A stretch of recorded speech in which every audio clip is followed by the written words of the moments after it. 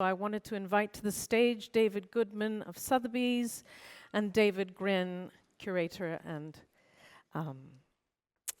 champion of digital art. David Goodman, if I could have you here. Thank you so much. Let me reintroduce these gentlemen properly. David Goodman is Executive Vice President of Digital Development and Marketing at Sotheby's. And David Grin is Director of Data Editions and Art Projects. So he's a curator of digital art, a very big connoisseur of digital art, and he's just started a web-based gallery dealing in digital art. And I might add, every year at Art Basel Miami, David curates a special section of digital art, which is, of course, the art that we've been looking at for the past half hour to an hour. To get the conversation going once again, I thought I'd share with you the words of Grayson Perry, who is, as many of us know, the Turner Prize-winning British potter. And Grayson is famous in England for being a transvestite. He dresses as a woman.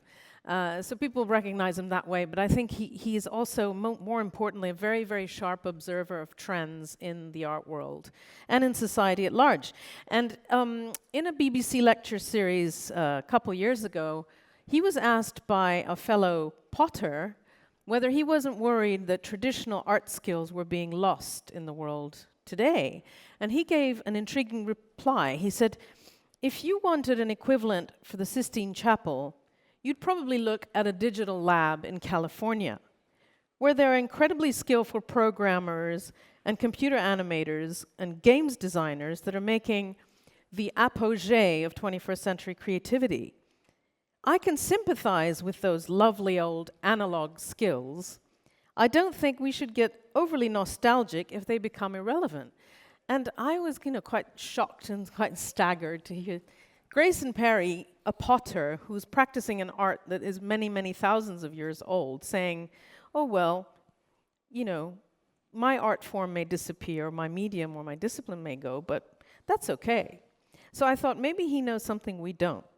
And then I also, because this panel is about the ways in which, basically, the internet, I mean, that's what this panel is about. The internet is revolutionizing the making of art, but it's also really revolutionizing transacting in art. And the two gentlemen I have on the panel today represent two sides of that spectrum. So before I put my first question to David Goodman of Sotheby's, I thought I'd throw a statistic at him that I found in the latest report by Claire McAndrew, this report that comes out once a year called the TEFAF Global Art Market Report. And in it, they said basically that sales of online art in 2015 were estimated to have hit $4.7 billion worldwide, and that's a conservative estimate. So that's roughly 7% of global art and antiquity sales. And transactions were mostly in 4 or 5-digit dollar figures. So the conclusion of the report was the online art market is a, quote, relative bright spot in the overall art picture. Now, the question I would like to put to David Goodman of Sotheby's, who oversees online art transactions, among many other things he oversees at Sotheby's, how has the internet sort of changed your business, and what impact is it having, and most importantly, what kind of growth do you see in the online auction market in the years ahead? It's a good question, and thank you for having us. I think that not dissimilar to the rest of the world, it mirrors the behavior of how people are going ahead and engaging, buying, and interacting with other goods and services. I think that this last year, Amazon, for instance, something like after Cyber Monday, something like 50% of all transactions that happen in e-commerce were happening through Amazon. So the behavior is really reflective of how people are buying, how people are transacting, and how people are engaging in commerce. They're doing it with total optionality. Sometimes they go to a physical location. Sometimes they're buying online. sometimes one behavior is driving the other behavior. So, clearly the wind is at our back in terms of online sales, just specifically as it relates to Sotheby's. This year we surpassed $100 million in online sales. We're seeing double-digit increases the first quarter of this year. So I expect in every single way possible for that trend to continue and grow. So the perception so far has been that people who buy online, they buy items that are not that expensive. $10,000, 10,000 pounds, 15, 20,000. But, I mean, is that what you're observing? No, I think people buy great. People buy what they want to buy, and I think there's tremendous elasticity in terms of price point. For instance, we sold Chagall painting for $1.2 million online. Recently, we own a significant percentage of something called RM, which is an automotive company, and there was a car bought at the last auction for $1.2 million. I think that collectors seek out what they love, and I think that the way they transact is, clearly a personal choice. So if I were the buyer of that Chagall, right, I'm not seeing the Chagall, or do I get to see it beforehand? Do I get to see it at any point? You might. You might have seen it at an exhibition. You might have seen it online. You might have seen it at a museum at some point or in someone's collection. So I think that it's really about how people want to engage. It's like the way I bank. Sometimes I walk into a bank and transact at a bank. Sometimes I bank at 3 o'clock in the morning. But not spending $1.2 million. Right? I think that price is, I think that there's no barrier in terms of price. There's tremendous amount of elasticity, and you see that happening. So I think that a lot of the conversations early on was that there would be a cap on a certain amount that people were comfortable in spending. And clearly we're not seeing that. And as people become more comfortable, and clearly that is mirrors the behavior of how the world is buying, you'll see more elasticity in terms of price point. I'm still curious about this Chagall, right? If I can't afford the Chagall, but if I want to buy Neither can I. But if either of us want to buy it, presumably we do want to set eyes on it to see what kind of frame it has, what kind of state of conservation it's in. How did that process happen? I mean, did it go through an advisor? Did the advisor see it beforehand? Nobody saw the physical object beforehand? I'm not familiar with Right. how the process happened. I do think that there's more tools than ever before to more platforms in order to engage in terms of the image. For instance, we were the first auction house to launch an application on Apple TV. And so as things clearly move into high definition, clearly the presentation before was much more visual than mine. But in terms of virtual reality, in terms of the ability to really create an amazing immersive experience, whether you're in the room or out of the room, you have more ability and more tools to do that than ever before. Sure. To move on to David Grin and the other aspect of this talk.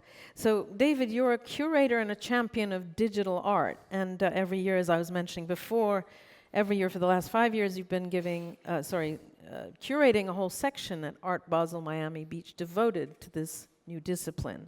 But, what appears clear to me is that the art market today seems to have a hard time getting a handle on digital art. There's some kind of problem putting a value on it. People think anything digital's either got to be free or, that they get their music free, their entertainment free, or at a low cost. There's perception problems involved with that. And possibly also the fact that the technology changes so quickly. So can you explain to me why you think that digital art has been somewhat slow to break into places like Sotheby's? I'm not sure about Sotheby's itself, no, but it's the art market, and I'll bring it back to the conversation around Art Basel. I here with Mark Spiegler, who's I just saw, and it was he and his co-director at the time, Annetta, who came to me and said, galleries aren't bringing the medium of artists moving image, film, sound, video, digital artworks to the art fair. They're not bringing it, but they're very real. They exist. Most artists I know deal with digital art forms of some form or another in their making, in their research, in their daily practice.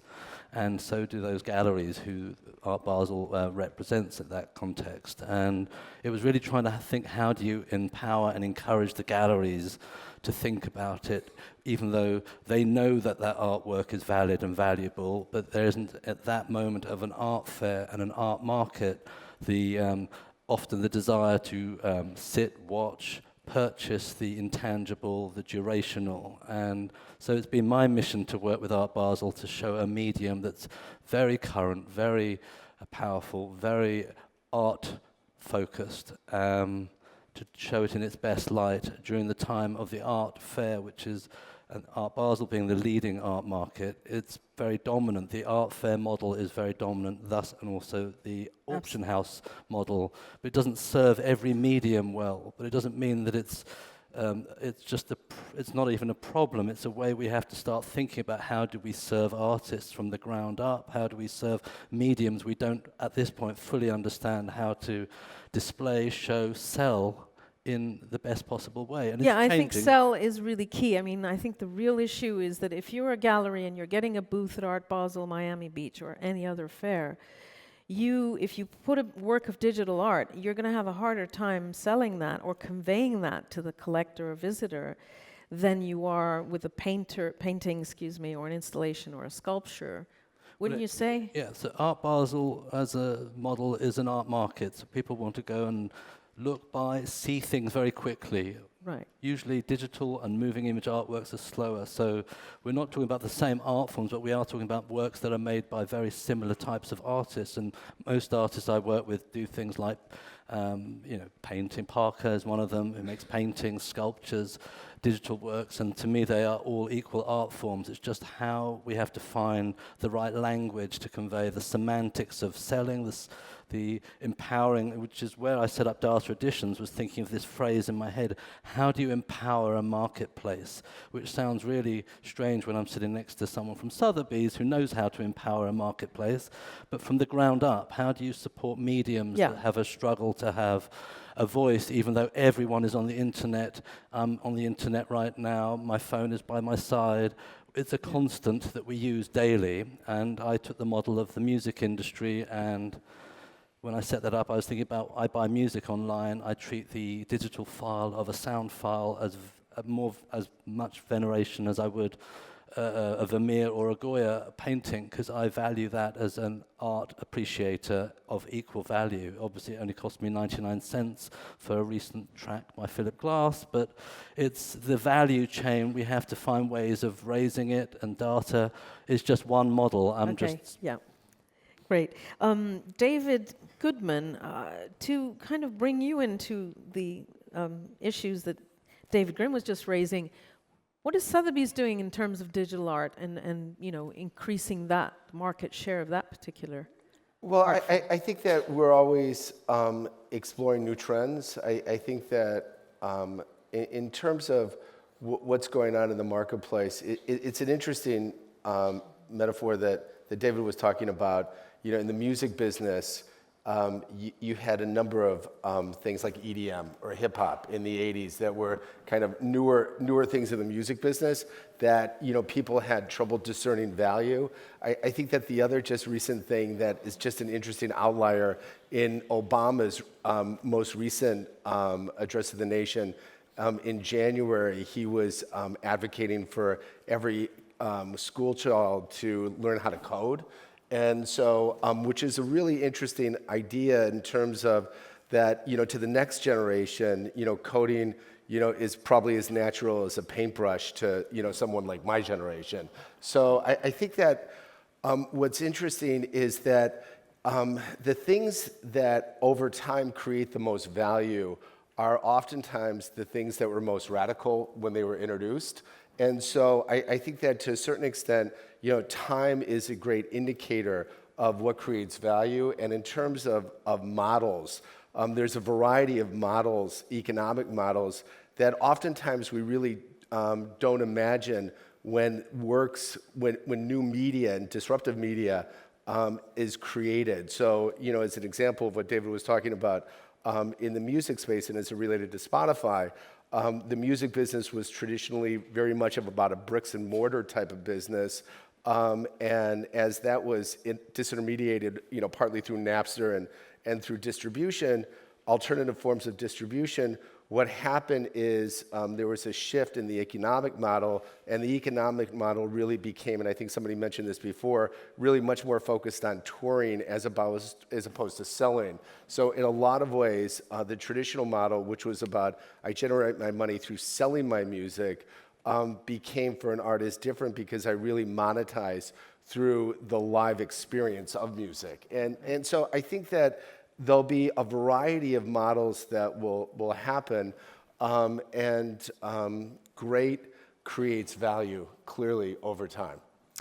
Before I turn to questions, I wanted to ask David, you said earlier that your mission in life is to try and promote the art that these artists are creating and to make it more widely appreciated in the various segments of the art world. How can you do that?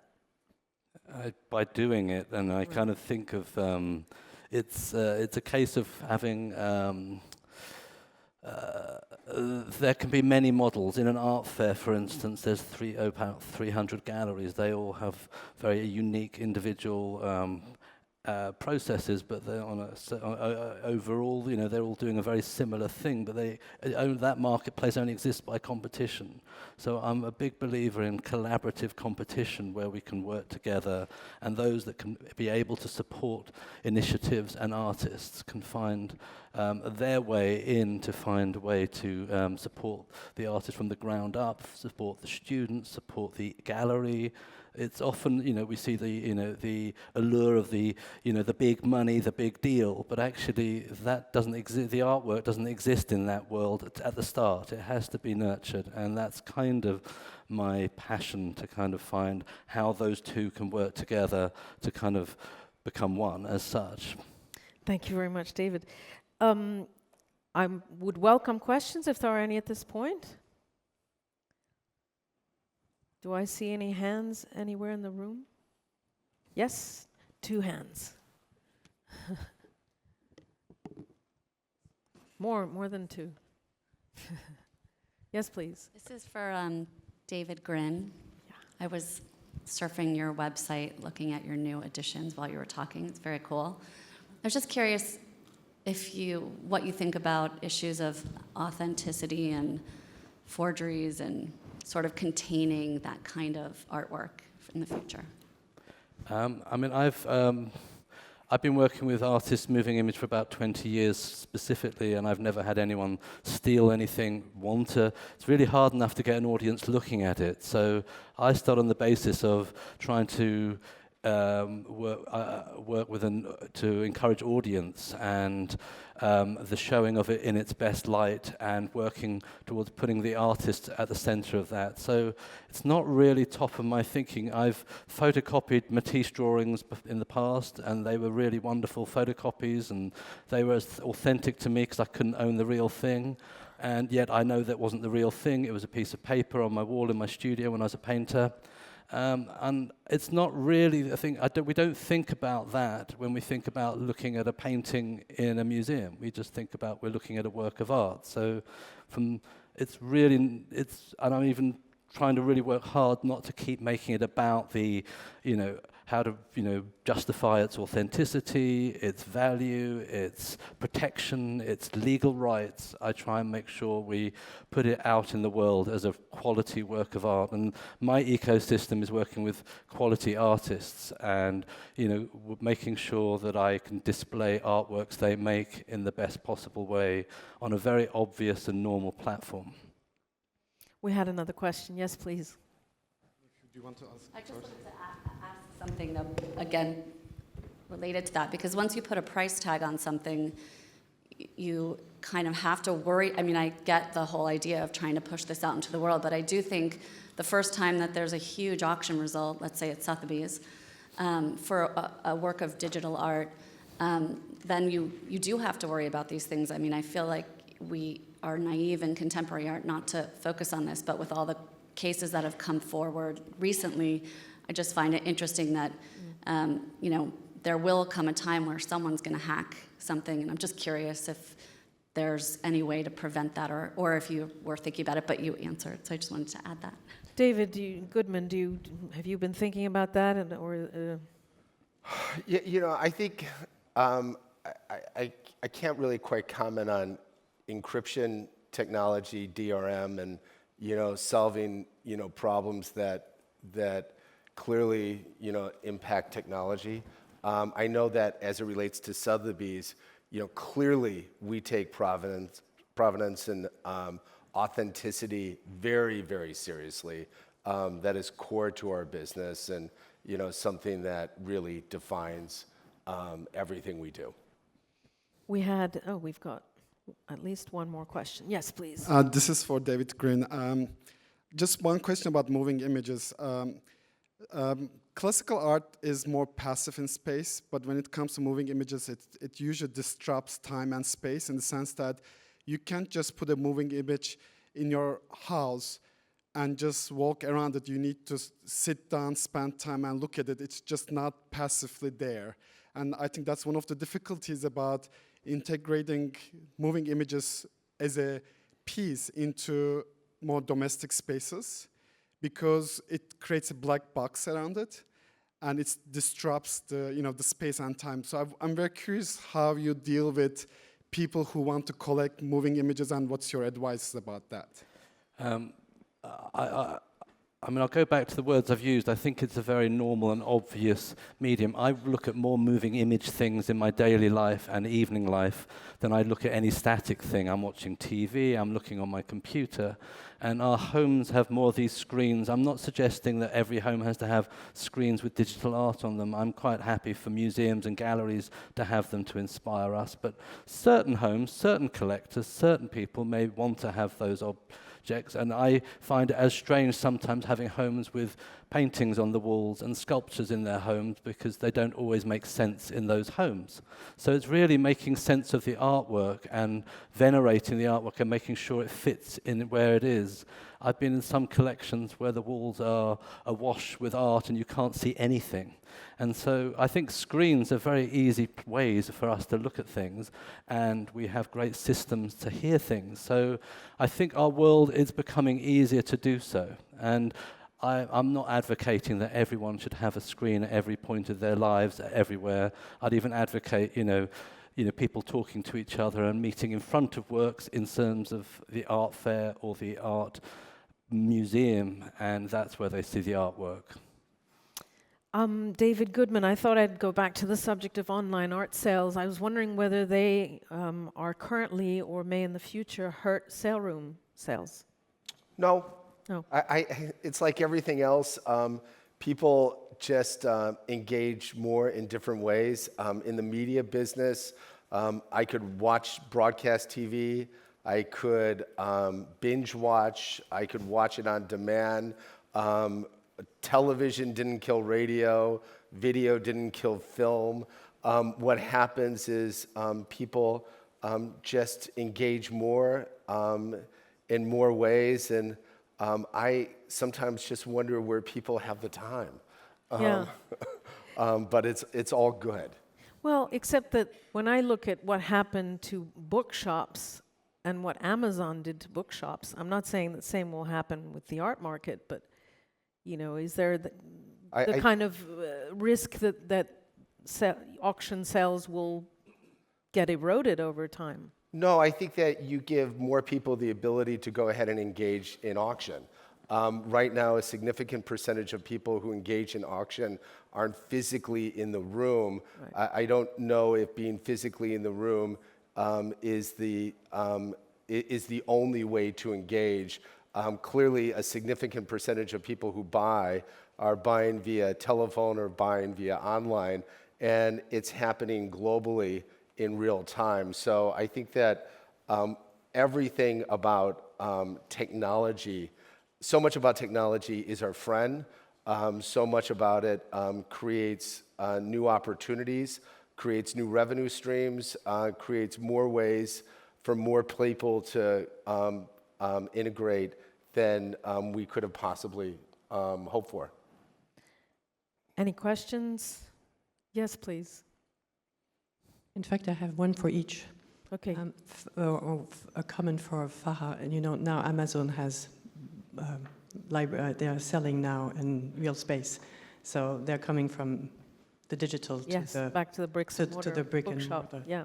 For David Goodman, I wanted to ask you what is the statistics, if you can reveal globally, of people that you didn't know who are not coming in the real space for auction, who are now online? Did you increase, in fact, your number of clients with the online, with new clients, or it's the same clients that you've known already?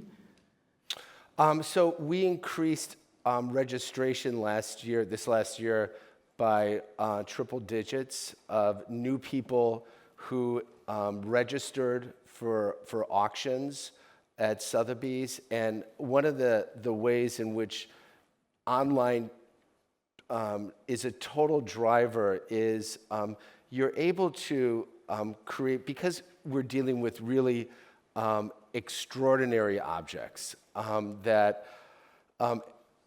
have a narrative. We're really able to create extraordinarily compelling stories, and we're able to distribute those stories in more ways across more platforms than ever before.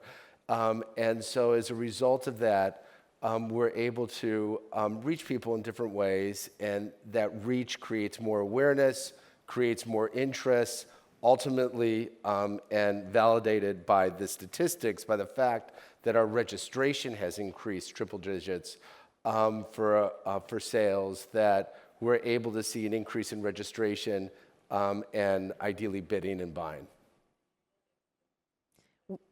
Please, we have 2.5 minutes left. Did you have a question for David Grin, or?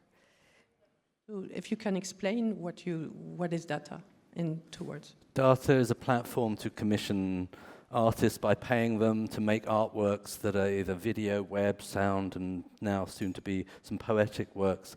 So it's really, identifying artists in a sort of ecosystem of artists that curators, gallerists, other artists, writers have defined that we, could commission, and it's a platform, it's a model, it's wanting to be one of many. I launched it thinking it would be great if galleries can do. They've got websites, they can show their artists' works on that make digital works. So it's really, it's trying to, add a voice into the art marketplace and the art audience that is another voice. Can I get you, David Goodman, to wrap up? Just to tell us briefly about what Sotheby's does on Apple TV and on any other sort of platforms. Create engaging content that ideally people will like, share. So can you give follow. examples? Recently, just today on Instagram, we announced a diamond that we're selling in Hong Kong, and I think within a day or so, or today, the other day, there was something like 11,000 video views on that platform. So that was all native. We've seen that before, so we recently did something that was really interesting. We had a woman named Pamela Romanowski, who's a young filmmaker who did the Adderall Diaries with James Franco, and we wanted to go ahead and encourage newer collectors, younger people, to really think about old master paintings. And we had this beautiful Gentileschi painting, and Pamela did her interpretation of the Gentileschi painting, and as a result of that, we were able to distribute that and premiere it at VanityFair.com. The Tribeca Film Festival site then picked it up. It became this kind of cool viral thing, and it created new ways for new people to think about something that they might not have been so top of mind. And I think that created a wonderful platform for us to reach and engage and give people the opportunity to discover new things that they might love. I wanted to thank my two panelists very, very much, David Goodman and David Grin, for that. Thank you. Thank you.